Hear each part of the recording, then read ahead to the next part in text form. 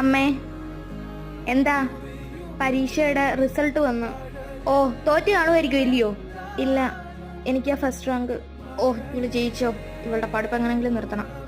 First rank ഉണ്ടായിട്ട് എന്താ കാര്യം? ഇനിയിപ്പം നിന്നെ പഠിക്കാനൊന്നും വിടുന്നില്ല, ഇവിടെ അടുക്കളപ്പണി ചെയ്തോണം.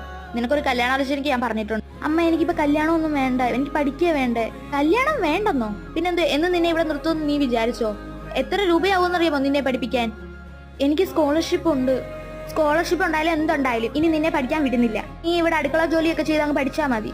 ഇനി നീ പഠിക്കാനൊന്നും പോണ്ട, അത്രയ്ക്ക് പൈസയൊന്നും ഇല്ല ഇവിടെ. ചെറുക്കനെ പഠിപ്പിക്കാൻ തന്നെ ഇവിടെ പൈസ കഴിയുന്നില്ല, അപ്പഴാ നിന്നെ പഠിപ്പിക്കാൻ. അതെന്താ അമ്മ, അച്ഛൻ ഇപ്പം പൈസ അയച്ചു തരാറില്ലേ? നിന്റെ അച്ഛൻ അയച്ചിരുന്ന പൈസയുടെ കണക്ക് ഇനി നിന്നെ കാണിക്കണോ?